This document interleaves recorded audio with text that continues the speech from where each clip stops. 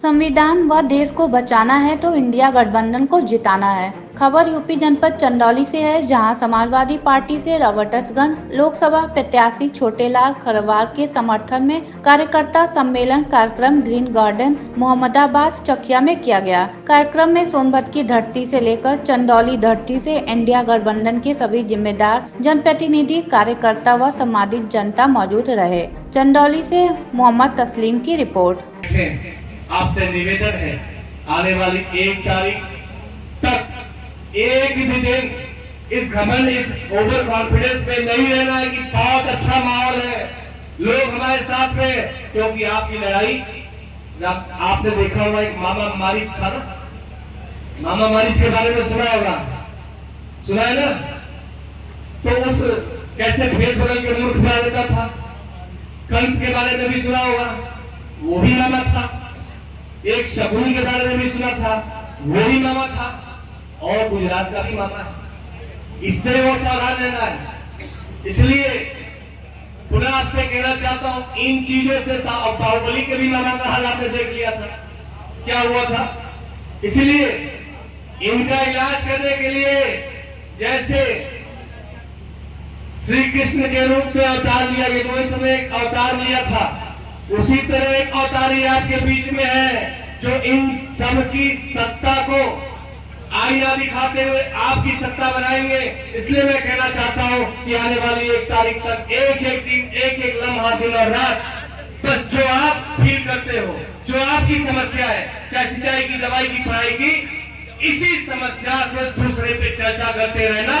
और इस समस्या का समाधान बाबा साहब के दिए हुए वोट के अधिकार से होगा। और वो वोट का अधिकार 5 साल में एक बार आपको मौका मिलेगा।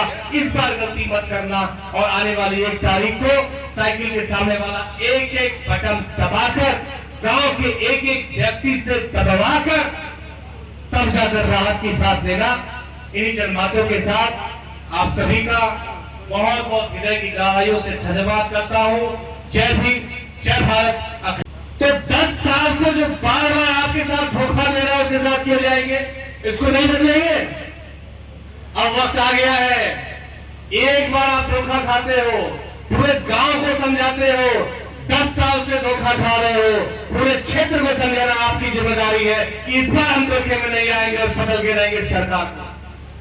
क्योंकि ये वो जालिम सरकार है जो नौजवानों को 4 साल का रोजगार देने की बात करती है, अग्निवीर की बात करती है, और 74 साल में ये महापुरुष प्रधानमंत्री 74 साल का होने के बाद अपने लिए एक मौका और मांग रहे हैं। और जो हमारा नौजवान पढ़ लिख कर 18 साल का हो जा रहा है,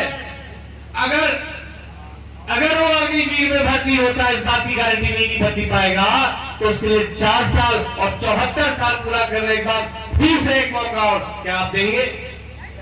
नहीं देंगे। हवाई चप्पल वालों को हवाई जहाज का सपना दिखाया था,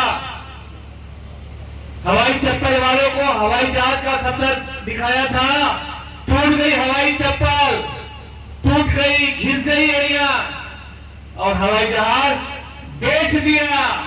वो हवाई जहाज बेच दिया, और वो भी खाली हाथ नहीं, उसी हवाई जहाज से इस देश के किसानों का, मजदूरों का, गरीबों का पूरा पैसा लेकर भाग गए जितने थे ये गुजराती मित्र।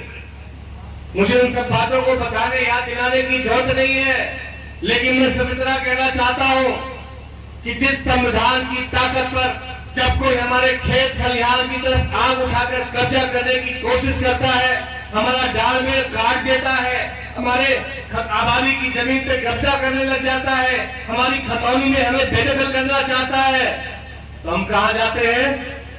संविधान की ताकत से उसके खिलाफ सीधा उठाकर फुलाकर थाने में जाते हैं, कोर्ट में जाते हैं। आज उस संविधान को बदलने की बात हो रही है, और ये संविधान बदलने की बात खुद भारतीय जनता पार्टी के member of parliament, Bharatiya Janata party के यूनियन मिनिस्टर्स कह रहे हैं कि हम सत्ता में आएंगे तो संविधान बदल देंगे। और तो जिस रिमोट के आधार पर भारतीय जनता पार्टी चलती है, उस संघ के लोग भी कह रहे हैं कि आरक्षण को समाप्त कर देना है। क्यों? मैं पूछना चाहता हूं, आरक्षण समाप्त क्यों करना चाहते हो?